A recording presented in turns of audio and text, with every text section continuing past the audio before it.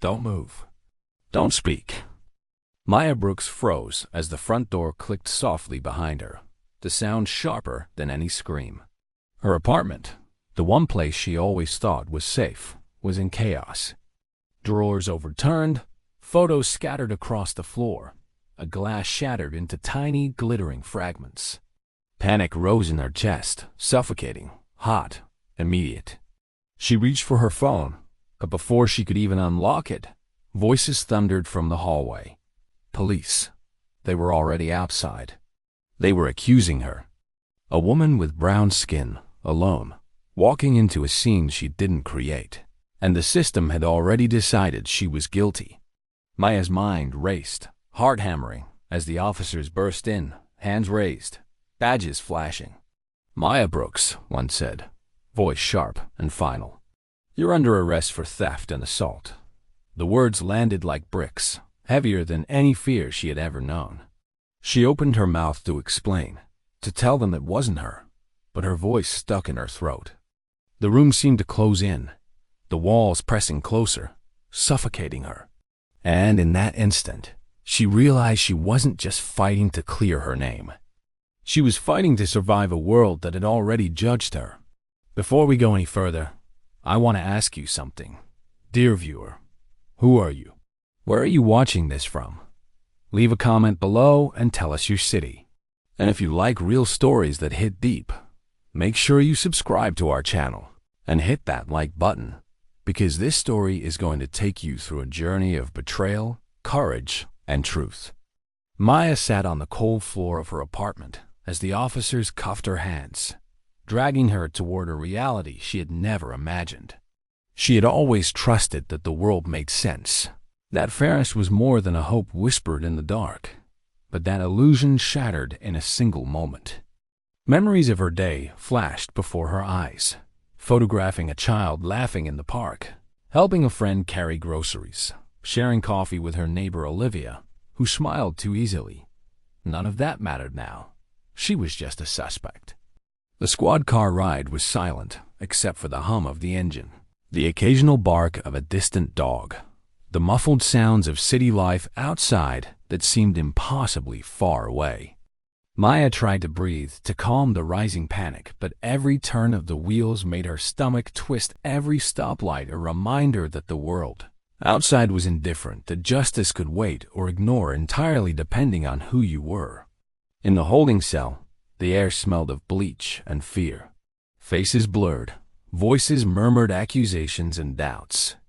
Maya clenched her fists, nails biting into palms, trying to hold on to anything familiar. Her thoughts turned to Ethan, her brother, and Lisa, her colleague, who had always believed in her instincts. They would help, she told herself, but even that hope was fragile, fragile like glass in a storm. The interrogation room was stark, the table cold, the light harsh. Detective Harris entered, eyes sharp, judgment written across his face before words even began. "You know why you're here, Maya. Witnesses say you were at the scene. We have evidence." Maya's voice was barely a whisper, but she spoke the truth anyway. "I didn't do this." "You have the wrong person." Harris leaned back, sighing, as if her denial was expected, as if he had heard it 1,000 times from someone who didn't fit the stereotype of innocence in his mind. Fear and anger collided inside her. She wasn't invisible, but the world treated her like she was. She thought of Michael Pierce, the man whose crime she hadn't even known existed, the one who had planned this, chosen her as a distraction. She needed proof, evidence, something undeniable. The night in the cell stretched long. Hours became a blur of footsteps, questions, the scribble of pens, and the cold gaze of officers who didn't see her humanity. She thought of every photograph she had taken, every smile she had captured, every moment of kindness she had offered that suddenly seemed insignificant in the face of accusation. Her hands shook as she remembered Olivia, the neighbor who had seen something and assumed the worst. Maya didn't hate her. She understood fear and prejudice were easy to mistake for truth. And then, in the quietest part of the night, she felt a spark of resolve. If the law was failing her, She would not fail herself. She would gather what she could, reach out to Ethan, find Lisa, and uncover the proof that would set her free. She imagined watching the security cameras, piecing together timelines, tracing footsteps. The system had made a mistake, but she would make it right. Hours later, when her cell door opened for a transfer, she met Ethan's eyes across the room. Relief and determination mirrored in his gaze. Together, they would challenge the narrative written for them by fear and prejudice. They would not wait for justice. They would fight for it. Maya stepped into the cold night air, the weight of the cuffs heavier than the winter wind against her skin. But she felt something stir inside her. Strength, courage, clarity. Every step toward freedom was a step toward reclaiming her life, a life the world had tried to steal. She knew the journey would be dangerous, that Detective Harris and others might resist every truth she presented, but fear could no longer paralyze her. For the first time, she wasn't a victim. She was a fighter. That night, Maya and Ethan began the meticulous work of tracking every detail, every misstep in the investigation that had pinned her as guilty. They studied surveillance footage, spoke with neighbors, checked timestamps, and meticulously built a case piece by piece, knowing that each truth uncovered was another brick removed from the wall of lies surrounding her. They discovered inconsistencies, glimpses of Michael Pierce in locations he shouldn't have been, and proof that no one had noticed because assumptions had clouded judgment. The system, biased and blind, had been ready to condemn her. And yet, in that darkness, Maya felt the first stirrings of justice, fragile but undeniable. Each night became a mission, each discovery a victory, each step a reclamation of her voice. She couldn't erase the fear she had felt, but she could channel it, transform it into determination that would ultimately turn the tide. And as the city slept around them, Maya whispered to herself, not as reassurance, but as a promise, I will be heard. I will be free. And they will see the truth. Maya and Ethan worked tirelessly through the night, reviewing every frame of surveillance footage, every timestamp from the surrounding streets, every witness statement they could obtain. Each detail mattered. Each observation was a thread to untangle the web that had ensnared her. Michael Pierce, the man who had orchestrated this nightmare, appeared repeatedly in the footage, his movements deliberate, calculated, while Maya's presence was falsely superimposed in witnesses' minds. The more they discovered, the clearer it became that the system had rushed to judgment, relying on assumptions and biases rather than evidence. Fear had driven the police to see what they expected, not what was real. When Maya finally presented her compiled proof to Detective Harris, the room was heavy with tension.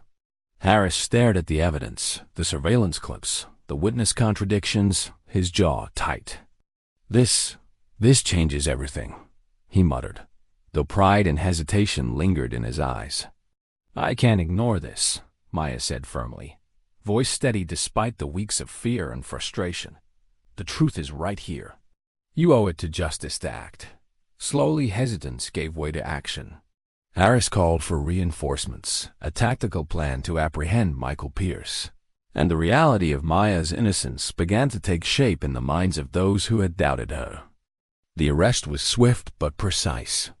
Michael Pierce was taken into custody, his smug confidence replaced by disbelief. The relief that washed over Maya was immediate, yet tempered by exhaustion, the weight of the past weeks pressing down on her. She had survived accusation, prejudice, and fear, but the memory of being falsely accused lingered like a shadow. Back at her apartment, Maya stepped over the remnants of the initial chaos, now meticulously restored, a symbol that life could be rebuilt even after being shaken to its core.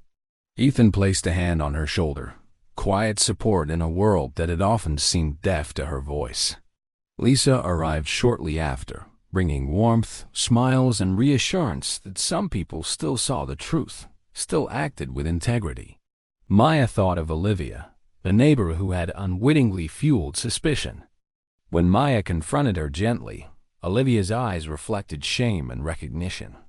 I didn't mean to. I just assumed, she admitted softly. I see that now, Maya replied, voice calm but firm. We all make mistakes, but acknowledging them is the first step toward change.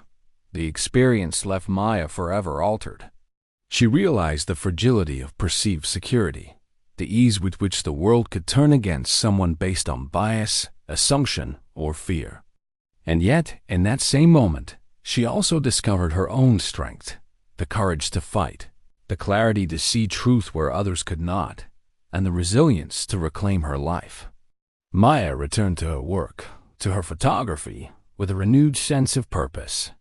Every frame she captured, every story she told through her lens, carried the weight of experience, the awareness that the world is often unjust, but justice can be reclaimed through persistence, courage, and unwavering integrity. She thought of the hours in the holding cell, the chilling accusations, the isolation and terror, and contrasted them with the liberation she felt now. Freedom was not simply the absence of restraints. It was the presence of truth, the validation of reality, and the ability to live without the shadow of falsehood hanging over her. Maya reflected on Detective Harris, who had finally acted correctly, and realized that even flawed systems could bend toward justice if one dared to insist upon it. She considered Michael Pierce, now behind bars, a tangible reminder that evil can be confronted and subdued, but only if courage is mustered. Ethan and Lisa became permanent pillars in her life, companions not only in this struggle, but in her ongoing journey of truth and artistry. They had seen her at her most vulnerable, and yet their loyalty had never wavered. In the quiet of her restored apartment, Maya finally allowed herself to breathe fully, without fear pressing on her chest. The city outside continued its ceaseless rhythm, indifferent, yet somehow transformed by her triumph, if only symbolically. She knew there would be others falsely accused, others facing prejudice, others whose voices were dismissed. But she had learned that speaking up, taking action, and demanding accountability could shift outcomes, even against immense odds. Standing by the window, watching the city lights blur with the late evening rain, she whispered a promise to herself. I will never let fear define me. I will never let injustice stand unchallenged. I will fight, I will see, and I will live fully. This ordeal had left scars, but it had also illuminated the depths of human resilience and the power of truth. The story of being wrongfully accused, of nearly losing freedom and dignity, became not a tale of victimhood but of awakening, of taking control, of reclaiming life from those who sought to suppress it.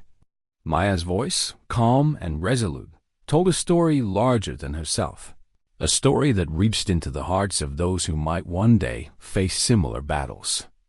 And she realized that justice was not merely a legal outcome. It was the courage to stand when no one else, with the determination to reveal truth, even when the world seemed deaf, and the unwavering insistence that integrity matters more than convenience. She shared her experience with the world through photography, interviews, and storytelling, turning pain into empowerment, fear into strategy, and injustice into action. Each frame, each word, each decision became part of a larger narrative about accountability, resilience, and courage. Maya knew that others would watch, would hear, would learn, and perhaps in their own moments of peril or accusation, they would remember her journey and find strength. And now, as we close this story, I want to address you, our viewers. If this story moved you, if it resonated with the fear, the injustice, and ultimately the triumph of Maya Brooks, make sure to subscribe to our channel. Hit the like button, share your thoughts, and join us for more stories that challenge perceptions, reveal truths, and remind us that courage and integrity can prevail, even in the darkest moments. Because sometimes, being wrongfully accused is only the beginning of discovering who you truly are, what you are capable of, and how far you can go when justice becomes your mission, not just a hope.